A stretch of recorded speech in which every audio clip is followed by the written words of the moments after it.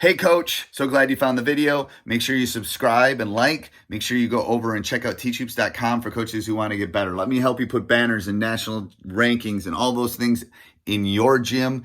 Go over and check out teachhoops.com for coaches who want to get better. It's a community of like-minded coaches. We just got off an hour and a half call. Come over and join us, and let's head off to the video. Hey, everybody. Welcome to the podcast. Excuse me. Tell it's a long day of teaching today. Welcome to the podcast. Super excited.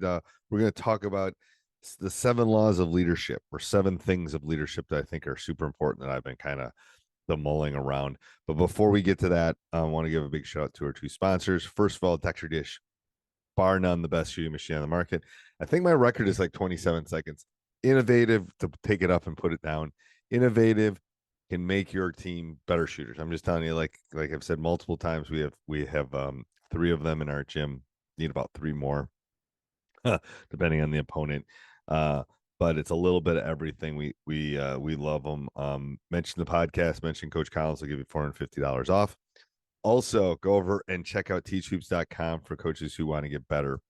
There's lots of resources. There's been a lot of resources post-COVID. There's a lot of coaches. I'm going to tell you, it's run by me. I'm a high school basketball coach. I've won at the highest level. We've been nationally ranked. I've been coach of the year twice, and I'm not saying this to brag, but coach of the year twice in our state. Won 3 state titles. I think I know what it takes to turn a program that had never won into a winner. But even more important than that, I think there's some validity in that, in the sense that I'm not an ex-coach. That's just, this is all we're doing. I'm not, you know, I built it for something I would have wanted in my 20s or 30s. I built it for a basketball coach. I'm not a businessman. I'm not a CEO. I'm not an executive. I'm not a college coach. I'm a high school basketball coach in the state of Wisconsin. And I think I know what it takes to win basketball games. And that's all I'm trying to share. And what makes our community unique is the one-on-one calls. I just got off 2 hours of one-on-one calls with teachhoops.com members. In a couple days, I have office hours. We'll sit and talk. I will mentor. I will help you. I am not behind this hidden curtain. I'm not a. It's not a. It's an active community, and that's why I love it. So go over and check out teachhoops.com for coaches who want to get better. All right.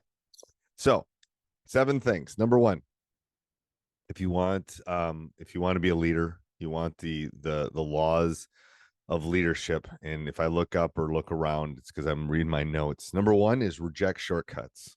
There are none. I think it took me 6 years to turn our program. I took a program that had 6 winning seasons in 35 years. No one applied. I was the only applicant to one of the biggest divisions of basketball in the state of Wisconsin. No one wanted this job. And I got it 2 months before it started, and I could not reject shortcuts. Great. If you're going to be a great leader, you got to pursue leadership. You got to reject shortcuts and take ownership in the development. You have to build a youth program. You have to see what your community's strengths and weaknesses are. You got to figure out how to build that. You have to bring rigor and grit, expectations, working hard, expertise, pushing yourselves to grow, to not only move yourself but your players to the next level. So you got, number 1 is you got to reject shortcuts. Number 2, you need to create a space to work on your coaching. Successful leaders carve out daily time or space away from everyday chaos, because most of us have that, to reflect, to acquire knowledge, to focus on strategy, to focus on your team, to focus on your program. If it's meditating, if it's early morning, I do it when I walk my dogs. It's they fight the instinct to always go in mode, focusing on themselves. It will help you make the better decisions. So create that safe zone or safe space to work on your team and your program. Challenge your thinking with peers' perspective. So you gotta challenge yourself. You gotta try to sit outside of that comfort zone. You can't do this thing alone. I have been lucky. I've had 2 staffs in my coaching career. But you will travel this journey as a coach with other people, similar things, similar performances. So you want to find people that are on the same mindset. But like I've said, I think you want to find a staff where you've got, a Yoda, you've got a questioner, you've got a workhorse, you've got those different people, because successful people tackled similar issues in different areas.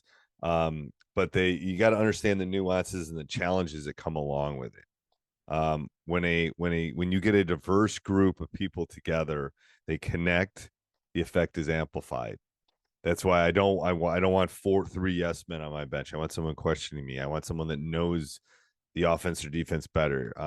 So you got to have a safe zone, have dialogue and candid feedback.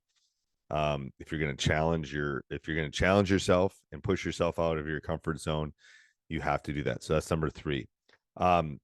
Number 4 is state curiosity. Whenever something new, I mean, and the web is a crazy place for this. Whenever something new comes out, world-class coaches are high on curiosity and low on ego. Let me say that again. High-level coaches, doesn't matter if it's a basketball coach, but it helps if it's a basketball coach, are high on curiosity and low on ego. You have to question. Look at all the books I have. I'm always questioning. I'm always looking for trusted sources. I'm always eager to explore. I'm always eager to kind of take it to the next level because I don't know. If I was running the same things I was running 25 years ago, we'd be horrible. And I have to adjust. I don't want to be a dinosaur. I'm old, but I don't want to be a dinosaur. I want to be able to change. Vulnerability is viewed as an asset. It has to be. Ask questions, seek input. Don't assume. Don't assume things. So stoke that curiosity. Question yourself. Question what you're doing. Have that growth. I know it's the lingo of the day, but that growth mindset. So that's number 4. Number 5 is apply discipline to how you make decisions. Elite coaches are disciplined. They follow a proven approach, teachhoops.com, to making decisions. What offense are you going to do? What defense are you going to do? Do you have a systemic way of figuring out who's playing and who's not playing? Um, you know, it takes into account instincts, but it's judgment based, it's experience based, it's data based. You got to have all these. It's a stats teacher. You got to have all these variables to kind of come back together to make your decisions. So apply some sort of decision making process. Number 6 is find a trusted expert or mentor, someone who can challenge you, but you can also lean on.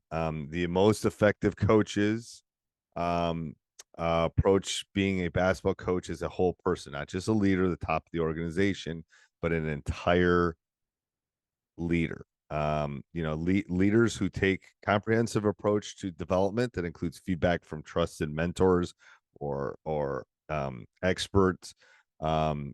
Take insights from that, continually outperform other coaches. If you're taking input, I'm telling you, if you came and watched one of my games, I'm getting input the whole game from all of my coaches, and I'm having to synthesize it. I'm having to do that. And number 7, the last one is, and this is the reason I started teachhoops.com, rise by helping others. Great leaders aren't focused on their own team. They are helping others critically think about challenges in the process and fine tuning everything that goes into decision making skills and into their team by helping others make better decisions with their players and with the community. As our league gets better, we get better. And high integrity leaders have a legacy. Part of what I want to do, not only here but with coaching youth hoops, teachhoops.com, and this, I want to be able to help others just become better human beings, better leaders, better coaches. So let's go through these again. Number 1 is reject the shortcuts. Number 2 is create a space to work on your team and on yourself a little bit. Number 3 is challenge your thinking with peer perspective. Number 4 is stoke that curiosity, have that growth mindset. Number 5 is apply discipline to decision making. Number 6, find a trusted mentor. And number 7, rise by helping others. If you do these, do all of these, you're going to be a better human being. Your team's going to be a better. You're going to raise better human beings on your team and your coaching. And I think it's the laws of leadership. I think it's really important if you want to be a leader of young men and young women. I hope this was helpful, and have a great day. Hey, Coach, so glad you enjoyed the video. I hope you enjoyed it a lot. Actually, if you did, subscribe and like, and then go over and check out teachhoops.com for coaches who want to get better.